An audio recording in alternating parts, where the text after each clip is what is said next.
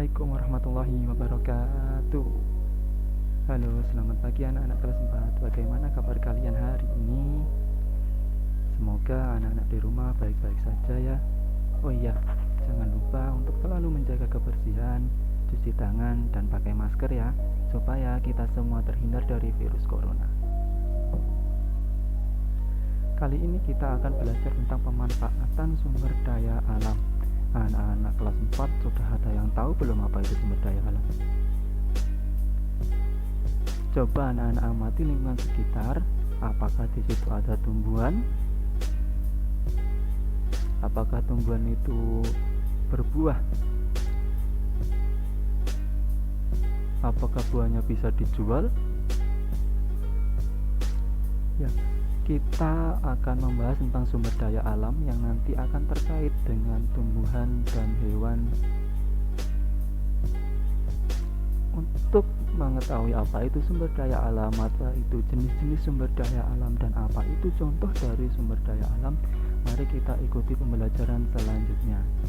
Oh ya, sebelum lanjut ke pembelajaran lebih jauh, alangkah baiknya kita berdoa terlebih dahulu yuk, supaya pembelajaran yang kita lakukan dapat bermanfaat. Ayo berdoa bersama-sama. Berdoa dimulai. Berdoa selesai. Ya, kali ini kita akan membahas tentang pemanfaatan sumber daya alam, mulai dari bagaimana sumber daya alam tersebut diambil dari alam, kemudian diolah dan dimanfaatkan oleh kita. Setelah pembelajaran ini, Bapak harap adik-adik dapat menyebutkan kegiatan ekonomi yang ada di sekitar adik-adik. Kemudian adik-adik bisa menyebutkan dampak negatif dari eksploitasi sumber daya alam. Dan yang ketiga, adik-adik dapat mengidentifikasi upaya yang dilakukan untuk menjaga kelestarian alam. Yang pertama, kita akan membahas terlebih dahulu apa itu sumber daya alam. Anak-anak ada yang tahu apa itu sumber daya alam? Sumber daya alam adalah segala sesuatu yang berasal dari alam yang bisa dimanfaatkan oleh manusia. Contohnya, ikan. Ikan bisa dimanfaatkan sebagai lauk untuk dimakan bersama nasi dan lain-lain. Kemudian ada juga hutan. Ada yang tahu apa manfaat hutan bagi manusia? Ya, manfaat hutan bagi manusia banyak sekali. Yang pertama, pohonnya bisa dimanfaatkan sebagai bangunan. Kemudian di sana juga ada hewan-hewan yang bisa dimakan seperti rusa, kelinci. Kemudian tumbuh-tumbuhannya ada juga yang bisa dimakan seperti jamur, pakis, dan lain-lain. Jadi anak-anak, sumber daya alam sebelum kita manfaatkan perlu diolah terlebih dahulu. Seperti padi diolah dulu supaya bisa dimakan. Hewan pun juga begitu, diolah dulu sebelum dimakan. Proses pengolahan tersebut disebut dengan kegiatan produksi. Kegiatan produksi. Apa itu kegiatan produksi? Kegiatan produksi adalah kegiatan yang menghasilkan barang atau jasa untuk memenuhi kebutuhan manusia, atau bisa diartikan juga sebagai kegiatan mengolah sumber daya alam untuk bisa dimanfaatkan oleh manusia. Coba anak-anak amati kegiatan produksi apa saja yang ada di sekitar lingkungan anak-anak. Kalau di sekitar lingkungan Bapak, kegiatan produksi yang sering banget Bapak temui yaitu yang pertama adalah membuat bakso. Bapak sering banget menemui pedagang bakso yang keliling. Kemudian produksi yang kedua yang sering Bapak temui adalah memasak. Memasak termasuk kegiatan produksi karena mengolah bahan sumber daya alam yang masih mentah menjadi sesuatu yang matang dan bisa kita makan. Kemudian Bapak juga sering banget menemui produksi meja dan kursi seperti gambar di sebelah kanan ini. Oh ya, Bapak ada video tentang produksi kertas. Kita sering banget ya menggunakan kertas untuk sekolah, untuk mencatat dan lain-lain. Tapi apakah kalian tahu cara membuat kertas? Sekarang Bapak mempunyai video tentang cara pembuatan kertas atau cara produksi kertas. Mari kita sama-sama simak bagaimana kertas itu dibuat. Oh iya, teman-teman tahu nggak? Kalau bambu termasuk salah satu bahan bangunan ramah lingkungan karena bisa mengurangi penggunaan kayu dari pohon. Gak cuma untuk bahan bangunan, tanaman berbulu ini juga punya manfaat lain yang bisa menggantikan kayu, bahkan dijadikan bahan makanan. Kita ulik lebih dalam yuk di episode hari ini.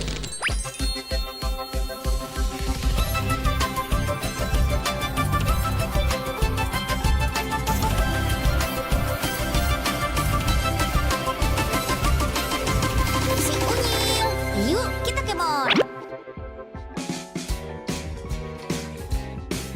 Di Indonesia kertas bambu masih jarang digunakan. Padahal di Indonesia ada loh pabrik kertas bambu yang hasilnya biasa diekspor ke luar negeri. Ya udah, Unyil ajak deh ke pabrik kertas bambu yang berada di Desa Ciparungsari, Purwakarta, Provinsi Jawa Barat. Yuk kita kemon. Bambu yang digunakan sebagai bahan baku pembuatan kertas adalah bambu jenis betung. Bambu betung memiliki serat yang gak keras dibanding bambu-bambu lainnya. Makanya cocok diolah jadi kertas. Bambu-bambu ini dikumpulkan dari daerah Purwakarta, Subang, Sumedang, dan Tasikmalaya. Kalau sudah terkumpul, kita masuk nih ke proses keeping, yaitu proses menghancurkan batang bambu menjadi potongan-potongan kecil.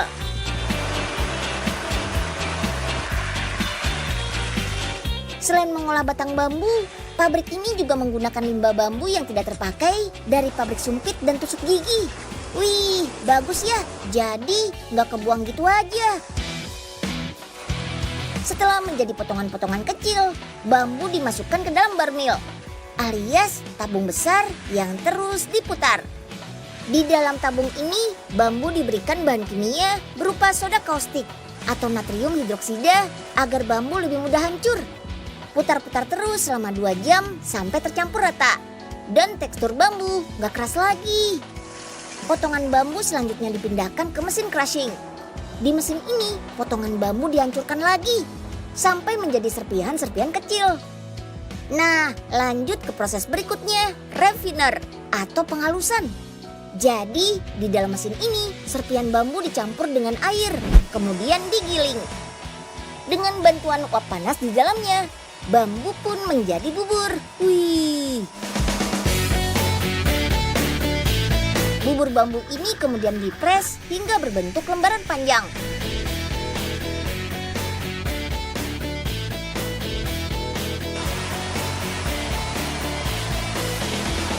Selanjutnya, kertas bambu dipotong menjadi lembaran besar dan masuk ke mesin pencetak. Pada mesin ini, kertas distempel sesuai motif dan warna yang diinginkan.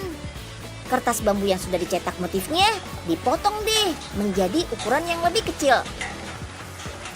Kertas bambunya sudah siap nih dipasarkan ke luar negeri seperti Cina, Taiwan, dan Hong Kong. Sampai sekarang pabrik ini mampu memproduksi kertas bambu sebanyak 300 ton loh. Widih, banyak banget ya teman-teman.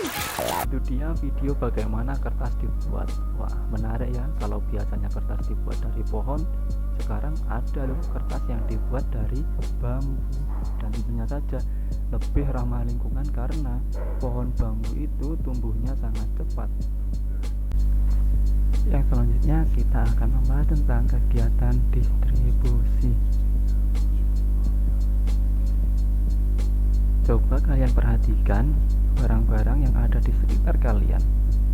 Tas, baju, dan lain-lain. Kira-kira itu diproduksi di daerah mana ya? Kok bisa sampai di rumah kalian?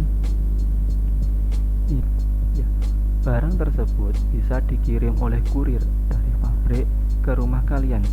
Kegiatan pengiriman tersebut disebut dengan kegiatan distribusi. Jadi, kegiatan distribusi adalah kegiatan menyalurkan atau mengirim hasil produksi berupa barang atau jasa dari produsen ke konsumen atau dari pabrik ke rumah kalian. Adapun kegiatan produksi dapat melalui yang pertama, melalui jalur darat. Adik-adik ada yang tahu nggak kalau barang dikirim melalui jalur darat biasanya naik kendaraan apa? Iya, bisa mobil, sepeda motor, truk. Kemudian bisa juga loh barang dikirim melalui jalur udara, melalui pesawat terbang. Dan banyak juga barang yang dikirim melalui jalur laut atau dengan menggunakan kapal laut. Sekarang Bapak ada video tentang bagaimana uang didistribusikan dari bank ke tangan anak-anak, dari bank ke tangan semua orang Indonesia. Mari kita amati bagaimana uang tersebut didistribusikan oleh bank.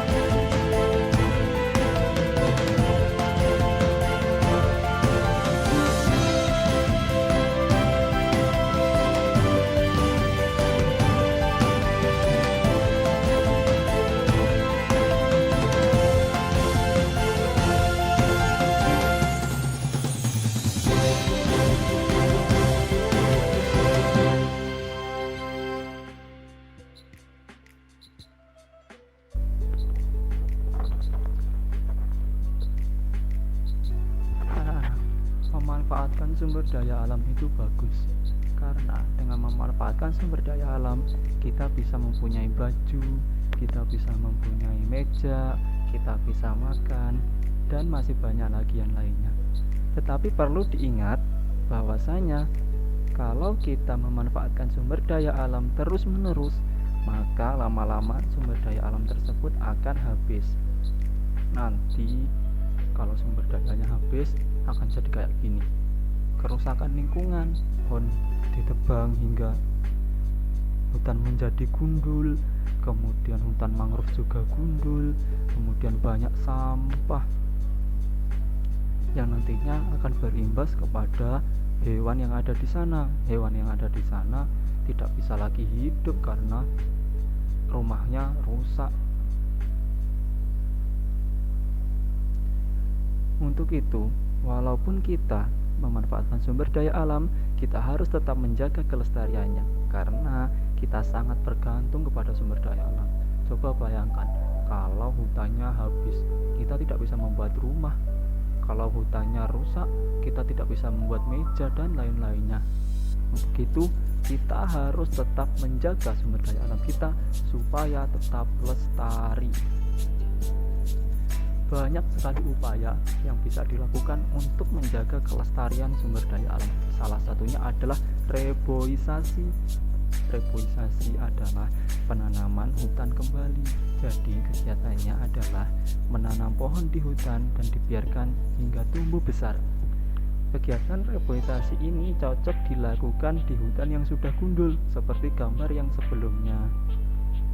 Kemudian ada juga kurangi sampah plastik, karena sampah plastik sangat susah diurai, dan ketika tertimbun di tanah maka sampah plastik itu tidak bisa langsung hilang, akan tetap di sana sampai ratusan tahun. Dan karena tetap ada di tanah, maka tanah tersebut kurang subur. Untuk itu, kurangi sampah plastik. Kalaupun anak-anak memakai sampah plastik, jangan lupa dibuang di tempat sampah. Ya, sekian untuk pembelajaran pada pagi hari ini. Pesan dari Bapak, tetap cintailah lingkungan karena kita sangat bergantung dengan lingkungan. Semoga bermanfaat. Assalamualaikum warahmatullahi wabarakatuh.